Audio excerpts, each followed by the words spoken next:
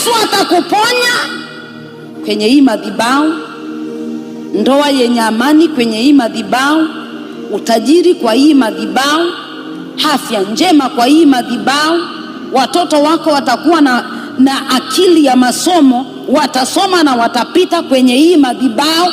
Utajenga, utanunua mashamba na utajenga, utakuwa na chochote kile ambacho kinapaswa mwanadamu chini ya jua. Imagine tunaishi tukiwa tunategemea madhabahu ya familia zetu.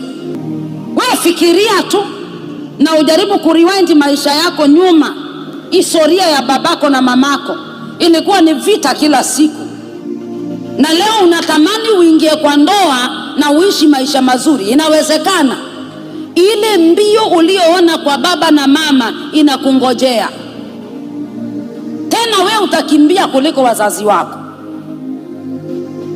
Lakini leo ukifanya madhabahu yako yakawa na nguvu, itakuwa kama jinsi ambavyo Sara na Ezekieli wanaishi.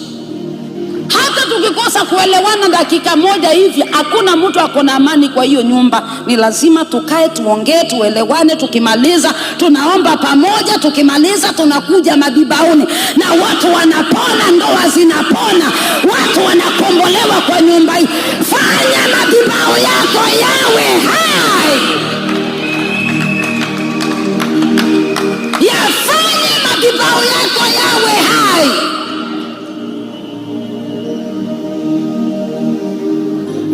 Haja gani ushinde kusema mimi unajua mamangu na babangu, wazazi wangu, familia yangu iko hivyo? Wacha Yesu akutibu kwanza. Wacha Yesu akutibu kwanza. Na mimi natamani tunapoingia katika nyumba hii, hata kama una imani, ukombolewe kwenye madhabahu ya New Life.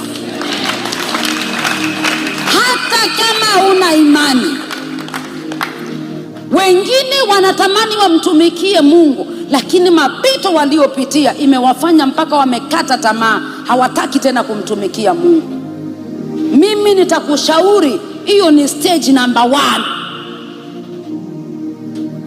Kwa nini ukate tamaa? Kwa nini uvunjike moyo?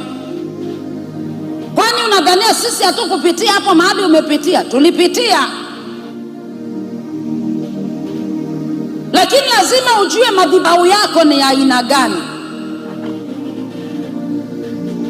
Ikiwa hata anayekulea alikata tamaa akaacha huduma, hata wewe huko mbali na kuacha huduma,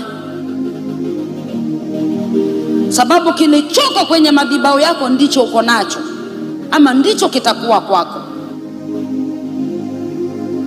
Kama madhabahu yako ni ya kushindwa, ni madhabahu ya umaskini, hivyo ndivyo utakavyokuwa. Maana nilicho nacho ndicho nitakupa. Kama niko na roho ya usherati, nikikuwekea mkono, hiyo ndio madhabahu yangu inapeana. Bwana Yesu asifiwe. Wengine tulirithi maroho kutoka kwenye madhabahu kule ambako tulikokuwa tunaabudu Mungu, na ni kwa sababu hauna macho ya kiroho, yaani fahamu za kiroho zilizimwa. Wewe unajua kitambo New Life ianze, sisi tumerandaranda makanisa mangapi? Tumeenda mpaka hata Nairobi, tukakaa huko mwaka mmoja, na kila siku nilikuwa naambia pasa, mimi hapa sipo ambapo Mungu amekuita, ni kule Mombasa. Ikafika mahali mwezi wa kwanza, wa pili, wa tatu, wa nne, kuanzia wa 5 nikakataa kwenda ibada. Kanisa mahali tuko ndio mahali tunaishi kwa compound ya kanisa. Kwanza nikisikia tu kuna mtu hapa alikuwa anaweka CD sijui na ile inaimba sijui Mungu naishi nikisikia hiyo nachukua blanketi najifunika, mpaka nachukua ingine naongeza. Sitaki kusikia hiyo sauti. Unaishi wapi? Naangalia maisha yenye tunaishi sisi. Nikisikia hivyo nasikia kukasirika, sitaki kabisa. Na alikuwa ni kama, yani hata sijui kama ni Mungu ama ni shetani alikuwa amempaka mafuta. Saa 11 asubuhi nasikia CD ndio hiyo imewekwa, ameanza kuweka nyimbo. Hapa ingii watu wanaingia Jumapili peke yake, na sisi hatukozoea ibada ya Jumapili peke yake. Sasa zingine pasa anachukua madhabahu, anachukua, sisi tunaenda sijui inaitwa pipeline, tunaenda tunasimamisha hapo vyombo, anahubiri, akimaliza tunachukua vyombo tunarudisha. Sasa zingine tunatembea naye tukienda sijui ni soko ya wapi huko, ananiambia mama, unaona ile kanisa? Nimeenda hapo nikaambia mchungaji nataka nianze nikutumika naye. Akaniambia ni lazima anipime kwa miezi 6 ndio haone kama atanichukua nitumike hapo. Mpaka nasema jamani, hata kama uko na roho ya huduma, kwa nini Mungu haja kufungulia milango tukapata mahali ambapo tunaweza kuabudu? Kutoka Nairobi tukaja hapa, mahali tuliitwa tuende tutumike huko, tukatumika mwezi wa kwanza, wa pili, wa tatu, vituko vikaanza tena.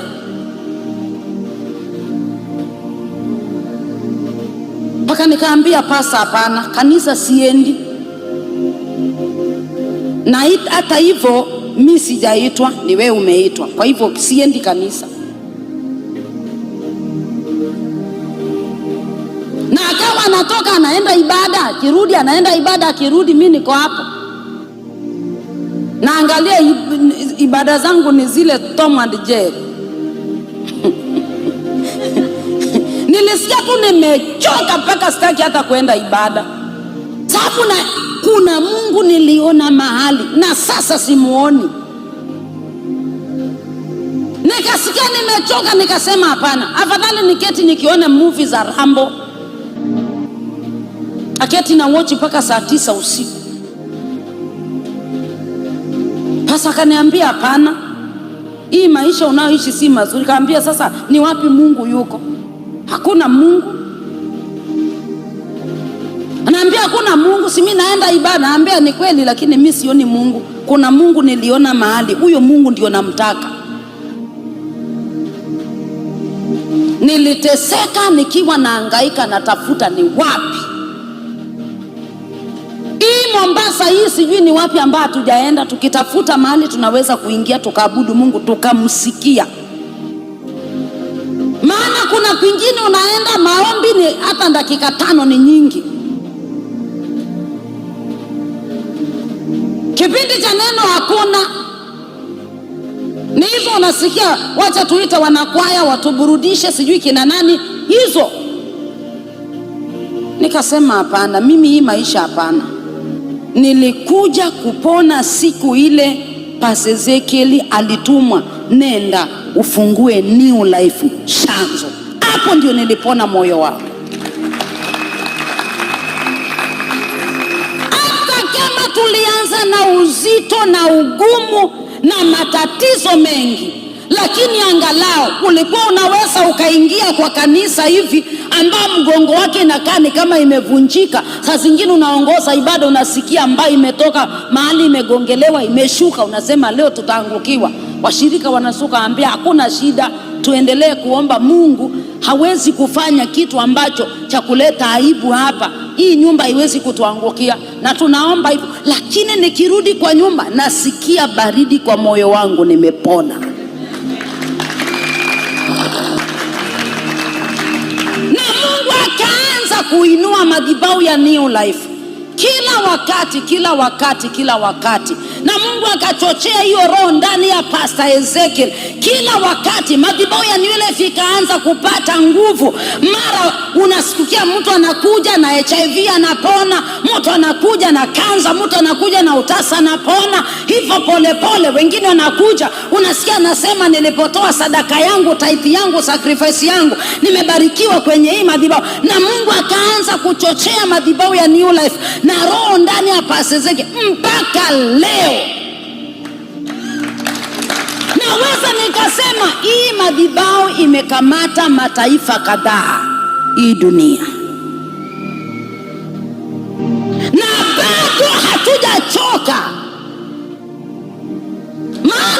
kile tunachotamani hata watoto wenu mnaowazaa wasije wakazaliwa katika nyumba maskini. Mubarikiwe, watoto hao wakizaliwa wajikute wazazi wao wamebarikiwa. Na ile jambo ama ile kitu mtu anaweza akafanya ni wakati ambapo ile fedha ulionayo hautaiona kuwa fedha yako, ifanye kuwa sacrifice, ipeleke kwa madhabahu.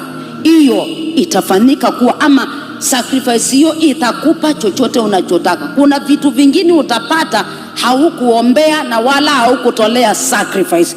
Mungu atakapoona moyo wako, kuna vitu utapewa na Mungu. Sikia, hata angalia ile sacrifice uliotoa. Wakati mwingine hautatoa, wakati mwingine hautaomba, lakini atakupa kwa sababu ameona ndani ya moyo wako. Hakuna chochote unaweza ukamnyima.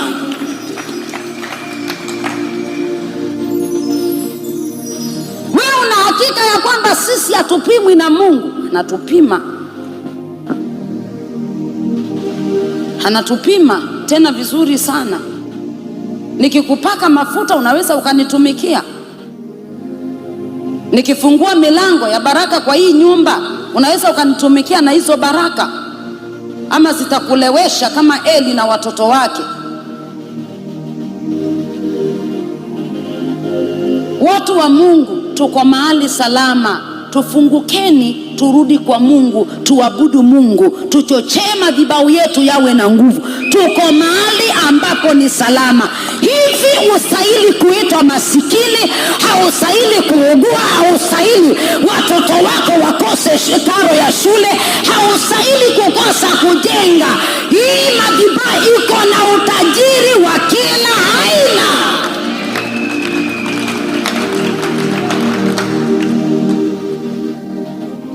Unajua wengine mtu anasema sasa mimi nitajengaje na mimi sina pesa. Haujasikia mtu akishuhudia hapa akisema pasa siku hata na pesa yoyote, lakini nilipotoka hapa nilimwambia Mungu naenda kujenga, pasa nimejenga. Kwa sababu gani? New life. Hakuna siku utaingia ukose mafundi wanajenga. Lakini kumbuka babako amekaa na nyumba moja miaka ngapi? Miaka mingi. Na kumbuka tumeishi kwa nyumba ya makuti miaka yote mpaka hivi nimeivunja juzi wakati pasa alikuwa anataka kujengea mama. Bwana Yesu asifiwe. Wakati pasa alikuwa anataka kujengea mama ndio niliivunja. Hata tangia niivunje nadhani nimeivunja sijui hii 2020 sasa tuko 2026 2025 ndio nimeivunja hiyo ya nyasi. Yaani unaingia kwa familia hivi unasema hii ni roho gani iko hapa? Lakini tangia nianze kupata hii uwezo wa haya madhabahu, na nikaambia mamangu hata ukitoka huko wakati wa meza ya Bwana ukija hapa usikose kuwa kwa kesha. Anakuja anakesha, asubuhi anakuwa kwa ibada, anakesha anakuwa kwa ibada. Nenda saa hii Ukambani, kuna mtu ametoka area za huko, kuna mvua? Hakuna. Lakini jana kuna mtu ambaye alikuwa ametoka Nairobi, amepitia huko jana, ameniletea mahindi mabichi. Wachana na hiyo mvua. Sasa hakuna mvua huko nyumbani. Ile roho iliyopotea miaka ya nyuma huko, Yesu ameiregesha kwetu. Miaka hiyo ya nyuma. Na mama na baba wakaniambia unajua babangu alikuwa tajiri sana. Nikamuuliza na huo utajiri ulienda wapi? Akasema ni mambo tu ya uchawi tu ndio ilimaliza kila kitu kwa hii boma. Mimi ninaomba hata kama kwa wazazi wako huwezi pata roho, upate roho kwenye madhabahu haya, uende nayo kule nyumbani na ikusaidie. Na kama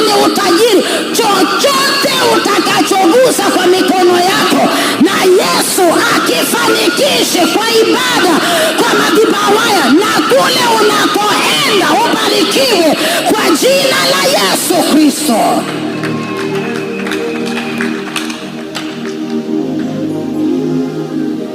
Ndio maana Abrahamu alijenga madhabahu mpaka hakuna popote angeenda, hata mke wake achezewe.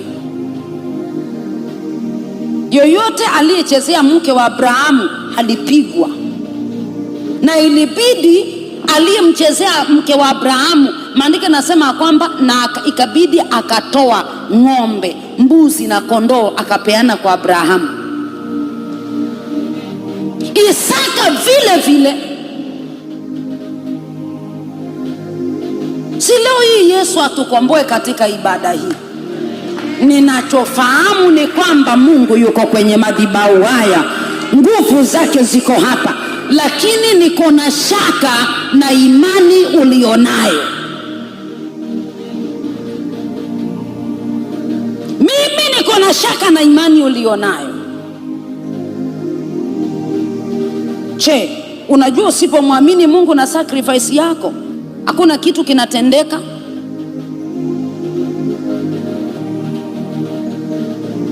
Na pia ukipeleka hiyo sacrifice na ukakosa kuamini Mungu kwa hiyo madhabahu, pia hakuna kitu kinafanyika. Unaenda hivyo na unarudi bure. Leo hii kuna nafasi ya kipekee ambayo Kristo ameandaa kwa ajili yako. Usilie tena.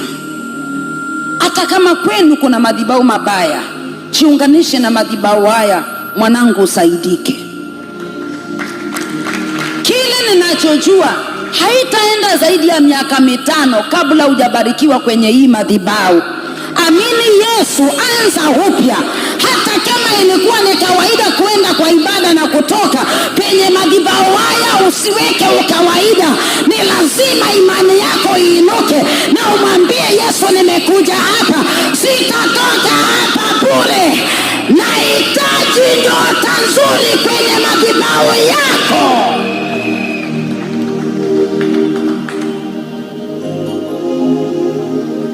Hamujajua 2026 ni mwaka wenu wa baraka, mwaka wenu wa kufanikiwa.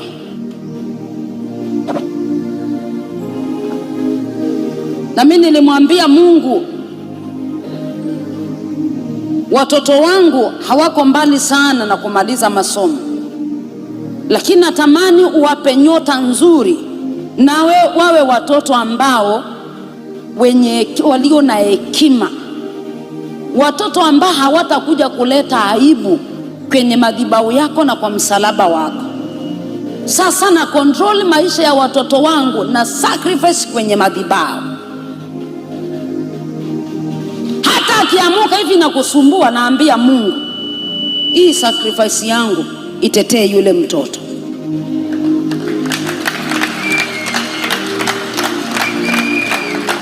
Nikiona saa zingine natamani kuwe na utofauti kwa ndoa yangu, natoa sacrifice. Hata sihitaji hata tuombe saa zingine na pasa.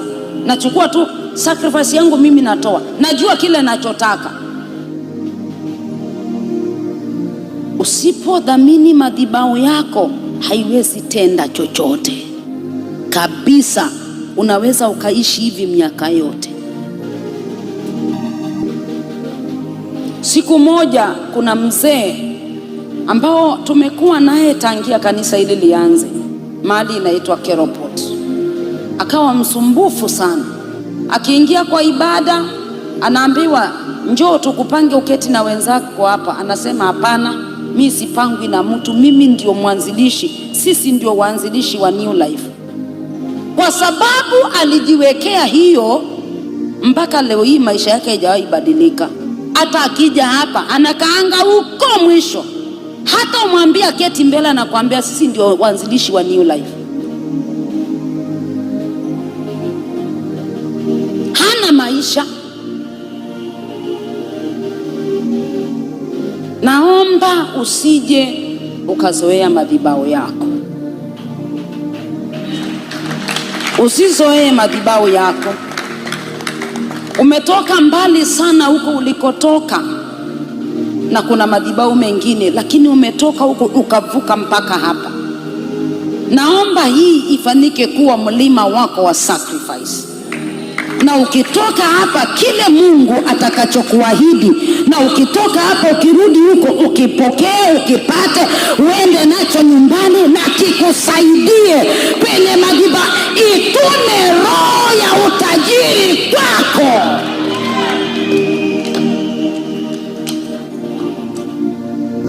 Yesu atakuponya kwenye hii madhabahu, ndoa yenye amani kwenye hii madhabahu, utajiri kwa hii madhabahu, afya njema kwa hii madhabahu.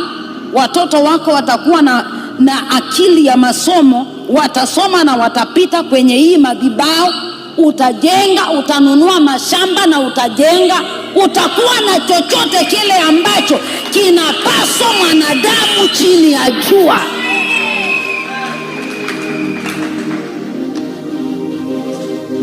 Sasa amini Mungu.